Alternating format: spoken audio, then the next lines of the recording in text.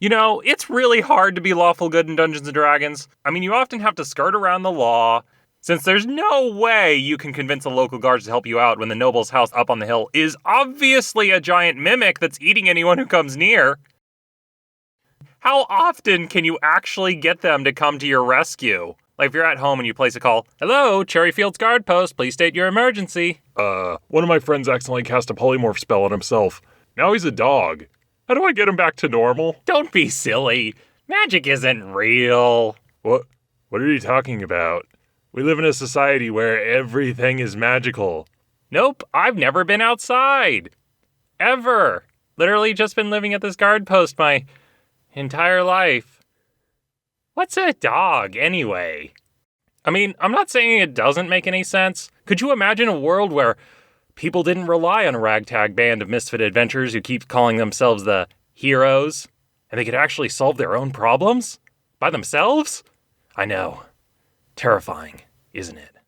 I've tried to be the straight-up goody two-shoes before, playing a paladin a few times. I know they take an oath, but I'm pretty sure there's a clause in there about how you can shank someone if they're being a D-bag, or really starting to piss you off. I wouldn't know exactly. I kind of just skimmed over the oath and signed at the bottom, and then I got my really super awesome magical powers. You think I got time to read all that oath? I'm a paladin now. I got stuff to do. Important stuff. It's like 6 lines long. It's almost like 15 lines. Besides, they practically got new oath updates coming out every few weeks. I'm telling you, no one actually reads them. Being a good guy is just a simple numbers game. How many people can I pants before it's roughly equal to saving a town from a black dragon? 5, apparently. In a game I was playing in, our group was in a tight spot and needed cash.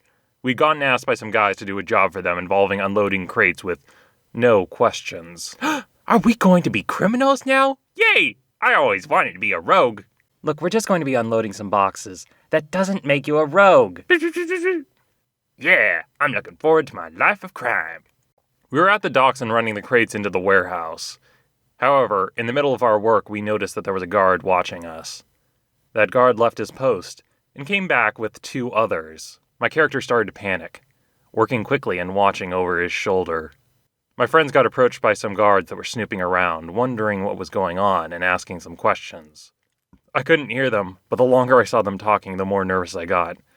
I knew I had to think of something to do. And if I was going to do it, I had to do it fast. Suddenly, I had a brilliant idea.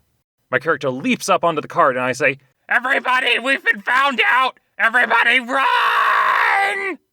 After I say that, there's a long, dead silence that lasts for an eternity. I thought they were going to scatter. No one moves a muscle.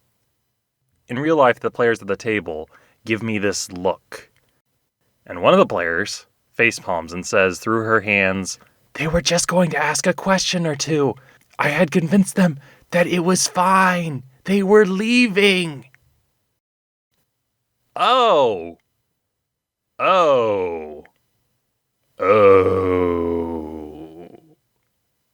So there my character is, standing on the cart. Everyone looking at him.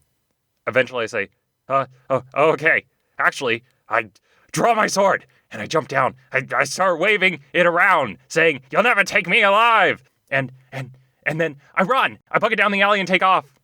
The confused guards chase after you. Them chasing me gave the rest of the group time to finish their work, take the money, and leave. Ever since then, whenever I went back to that town, I would always have to hide my face, because since then, I would always be known as a notorious rogue.